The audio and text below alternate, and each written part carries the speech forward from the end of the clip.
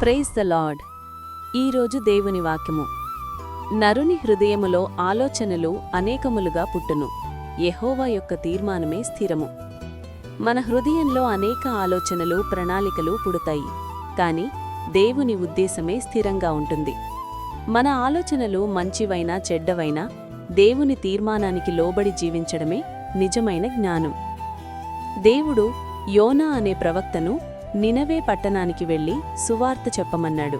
అది దేవుని తీర్మానం. కాని యోనా భయపడి తర్షీషుకు పారిపోవాలని ఓడ ఎక్కాడు. అది నరుని ఆలోచన. యోనా ఎంత దూరం పారిపోవాలని చూసినా దేవుడు ఒక తుఫానును, ఒక పెద్ద చేపను పంపి చివరికి యోనాను క్షేమంగా నినవే పట్టణానికి చేర్చాడు.